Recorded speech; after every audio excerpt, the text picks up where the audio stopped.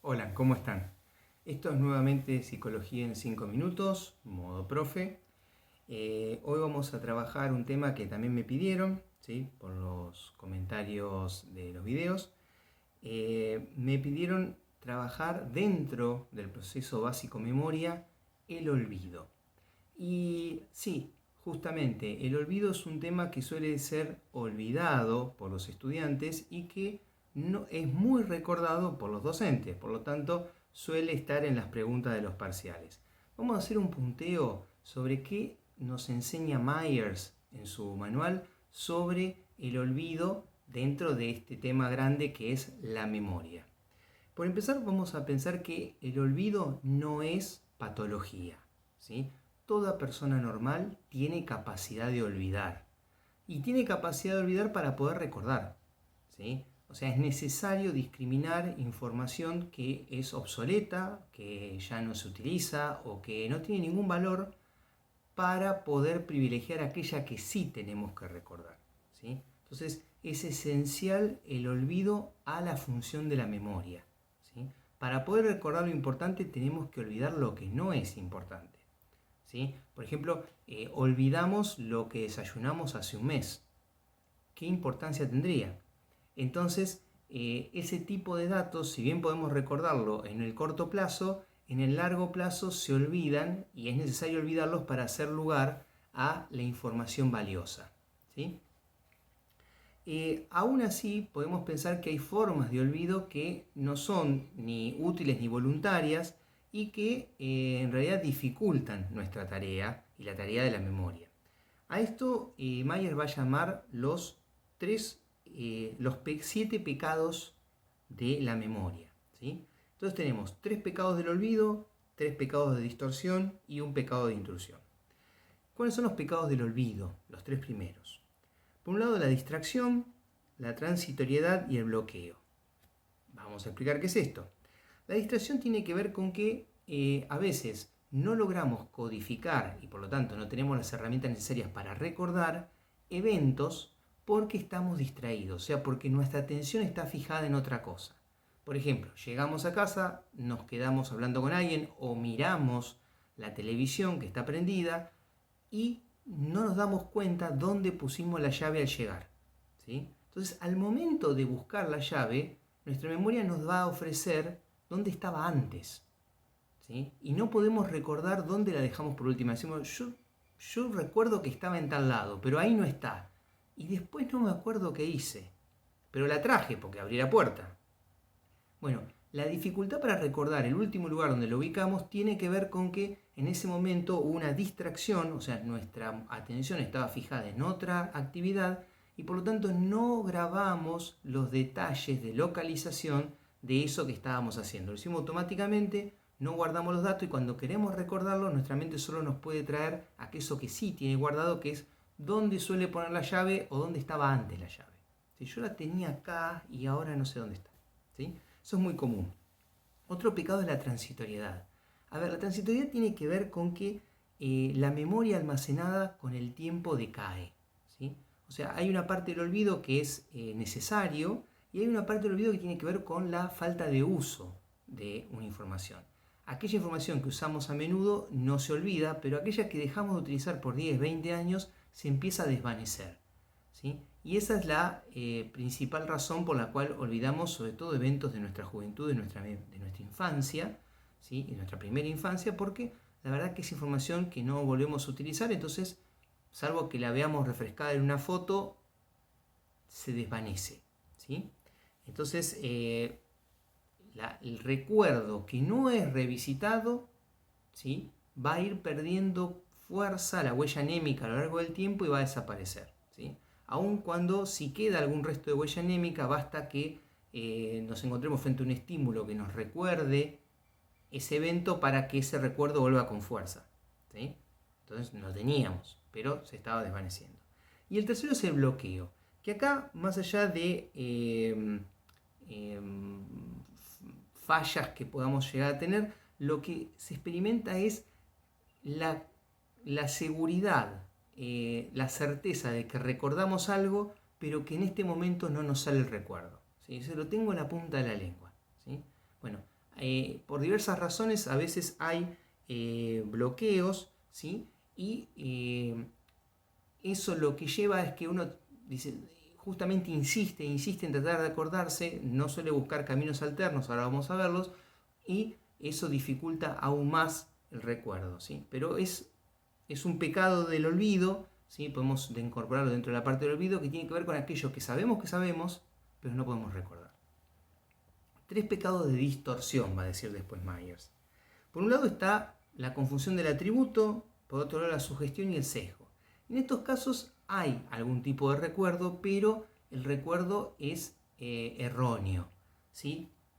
Por empezar, la confusión del atributo, que es cuando no podemos recordar la fuente de la cual tenemos la información y le asignamos otra posible. A veces esto lo hacemos de forma inconsciente y por lo tanto lo que nosotros tenemos es el recuerdo más la fuente, pero esa fuente está errada. Es decir, a mí me lo dijo fulano. Y cuando le pregunto, ¿sabes cómo me dijiste eso? No, yo no te dije eso. Sí, acordate. No, porque yo sé que es de otra manera. ¿Yo de dónde lo saqué? No sé, yo me acuerdo que me lo dijiste vos, no, pero yo no te lo dije porque yo no te vi ese día. Y vos sabés que no lo viste ese día, pero en tu cabeza está claro que el que te lo había dicho es esa persona, ¿sí? Ahí vemos una confusión del atributo, que tiene que ver con que está mal codificada la información y necesitamos llenar esa laguna anémica con algo y nuestra mente elige un recuerdo similar y lo completa, ¿sí? Después tenemos la sugestión, que tiene que ver que, sobre todo cuando una figura de autoridad informa a otra que sucedió algo, aunque vos tengas tus serias dudas sobre si eso sucedió o no, por sugestión, ¿sí? Porque estás expuesto a información errónea y esa información errónea sobre todo está dotada de cierta autoridad, terminás aceptando ese conocimiento como verdadero, ¿sí? Aunque vos en tu fuero interno no tenés recuerdo de eso. Entonces dicen, vamos, porque fulano robó. Yo no lo creo. Bueno, pero si todos están de acuerdo y me están diciendo todos que robó, bueno, yo no tengo recuerdo de eso, pero sí, robó, ¿sí? Digo, ahí está es sugestiva esa información. Como todos te lo dicen, bueno, es más fácil acordar con todos que mantener tu posición opuesta, entonces terminás aceptando eso como si fuera una verdad tuya. Y después lo recordás de esa manera. Y la tercera, que es muy interesante, es el sesgo, ¿sí? Que tiene que ver con que los prejuicios alteran el recuerdo, ¿sí? Alteran la codificación, o sea, alteran la forma en que se graba en la memoria y alteran el recuerdo. Entonces uno tiende a recordar aquello que confirma aquello que ya sabe en forma de prejuicio.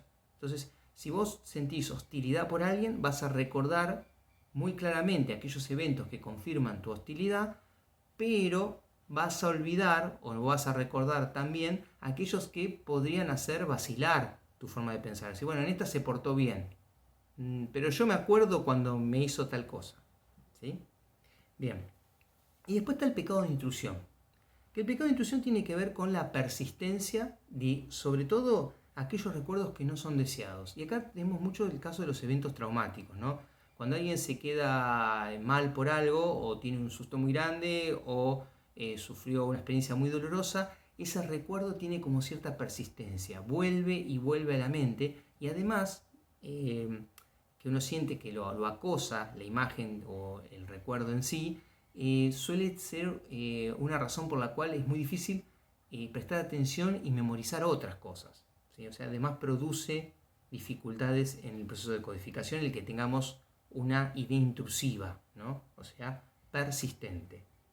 Bueno, otra de las razones importantes, acá terminamos los 7 pecados del olvido y vemos cuáles son los aspectos del olvido en sí.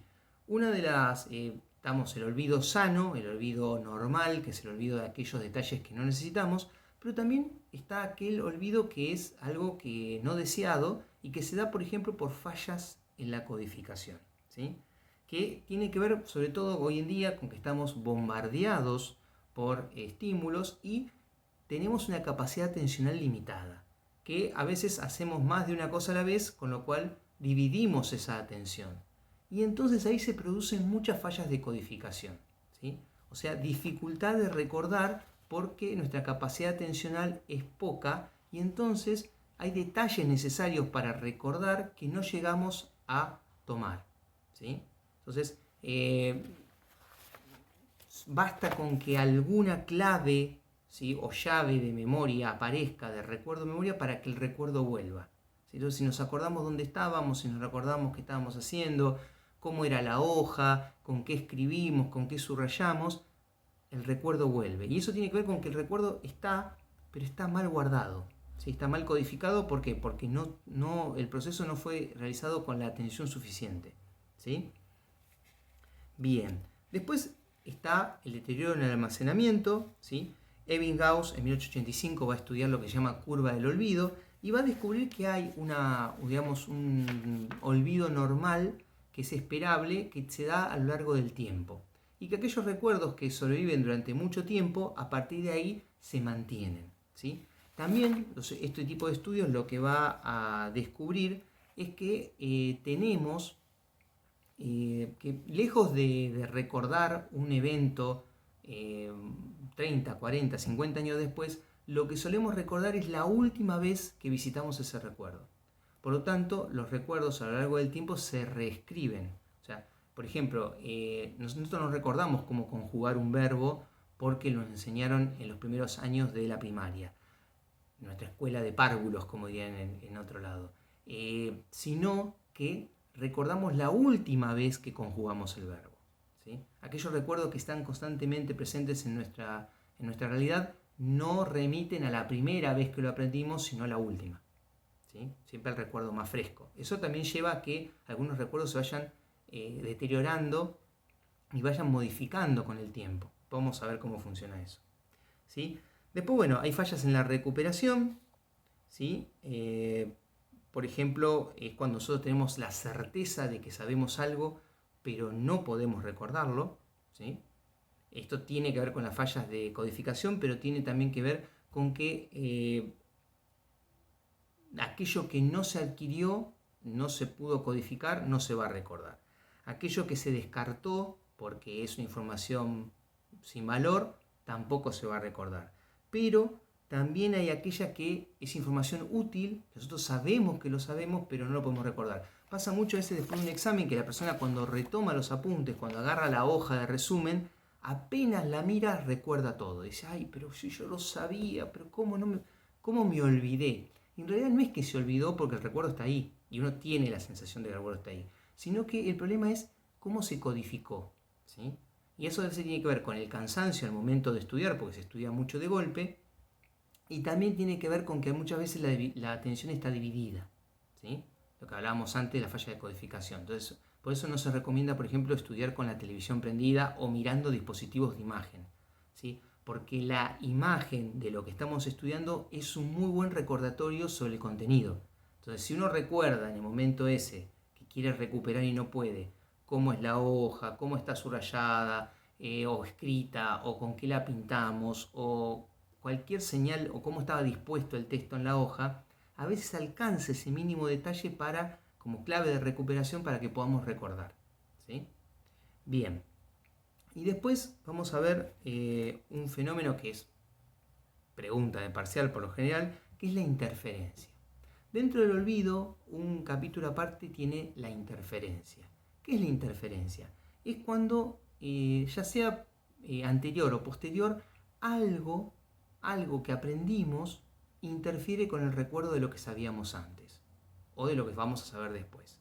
Y ahí tenemos dos tipos de interferencias: interferencia proactiva e interferencia retroactiva. ¿Sí?